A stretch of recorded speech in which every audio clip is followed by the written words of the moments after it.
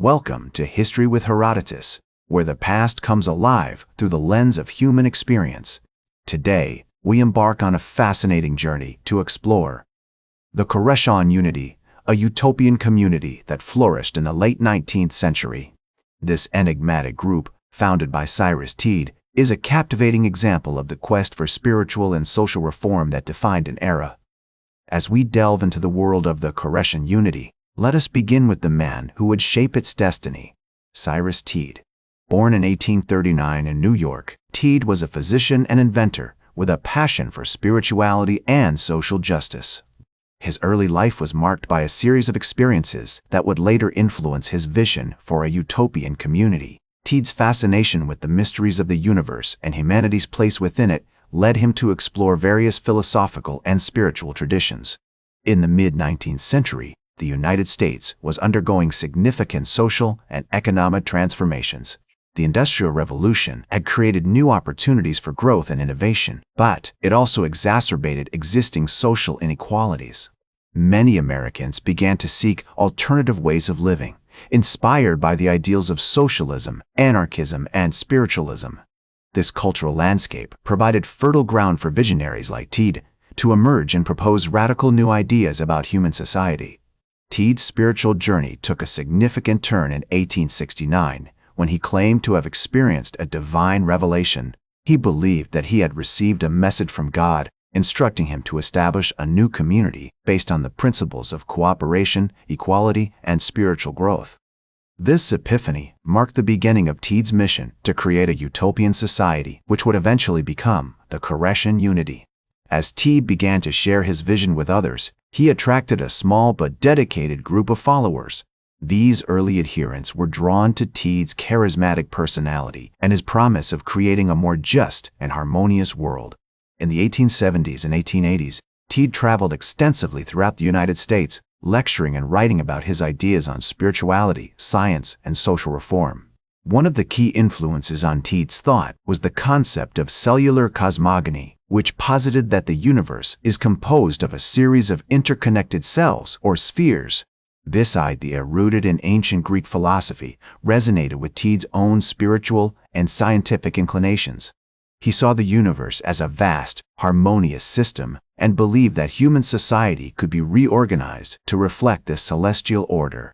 In 1888, Teed founded the Koreshan Unity in Chicago, where he established a small community of like-minded individuals. The group began to attract attention for its unconventional views on spirituality, science, and social organization.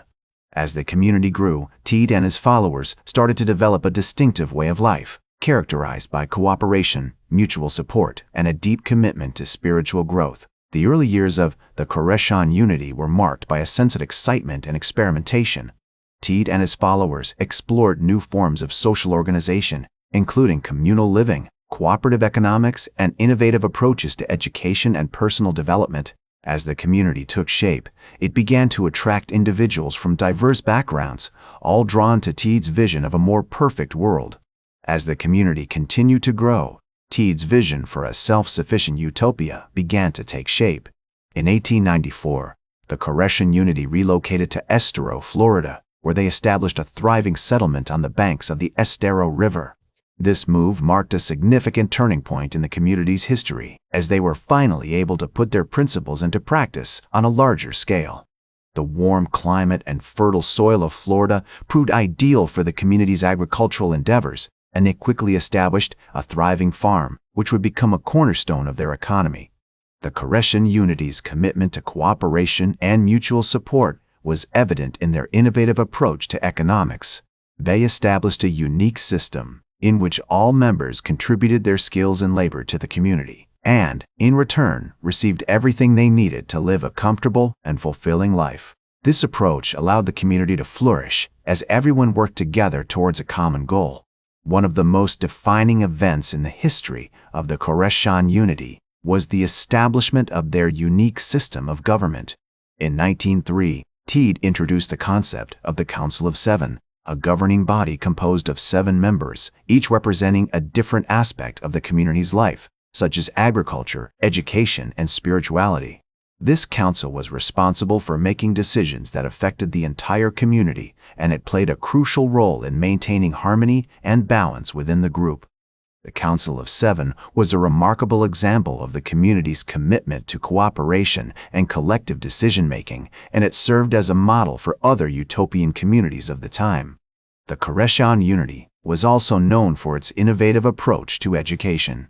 Teed believed that traditional education was too narrow and restrictive, and he advocated for a more holistic approach that incorporated spiritual, artistic, and practical skills. The community established a unique school system, which emphasized hands-on learning, creativity, and critical thinking. Children were encouraged to explore their interests and develop their talents, and they were given ample opportunities to participate in the community's activities, such as farming, crafts, and music. This approach to education produced remarkable results, as Koreshan children grew into well-rounded, confident, and socially responsible individuals. In 1906, the Koreshan Unity suffered a significant setback when a devastating hurricane struck Estero, destroying much of the community's infrastructure and crops. However, the community came together to rebuild and recover, demonstrating their resilience and determination. As Teed noted, "The storm may have destroyed our buildings, but it cannot destroy our spirit." The community's response to this disaster was a testament to their strength and solidarity, and it marked a turning point in their history, as they emerged stronger and more united than ever before. As the community of the Koreshan Unity continued to rebuild and recover from the devastating hurricane of 1906, they faced new challenges and opportunities that would shape their future. Despite their resilience, the community's numbers began to decline, and by the 1920s, many of the original members had passed away or moved on. Teed himself died in 1908, and his leadership was succeeded by various individuals who struggled to maintain the community's cohesion and purpose. One of the significant later events that affected the Koreshan Unity was the Great Depression, which had a profound impact on the community's economy and way of life. As the global economic crisis deepened, the community's agricultural endeavors and cooperative economics were severely tested, and many members were forced to seek outside employment or rely on government assistance. Despite these challenges, the Koreshan Unity continued to innovate and adapt, with some members exploring new technologies and entrepreneurial ventures to sustain the community. However, by the mid-20th century, the Koreshan Unity had largely disbanded as a communal organization, and its remaining assets were transferred to a trust that managed the community's properties and legacy.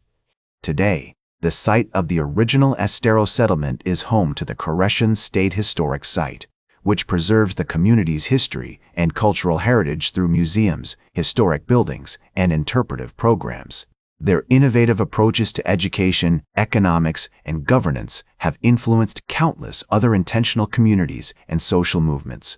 From the counterculture communes of the 1960s to contemporary eco-villages and cooperative housing projects, the Koreshan Unity story serves as a powerful reminder that even the most unconventional and experimental communities can leave a lasting impact on our collective history and cultural heritage. As we strive to build more just, equitable, and sustainable societies, we would do well to draw inspiration from the visionaries and pioneers who have come before us, and to continue pushing the boundaries of what is possible when we work together towards a common goal. That's all for today's History with Herodotus. Remember to like, share, and subscribe, and until next time, remember that, to understand the present, we must first understand the past.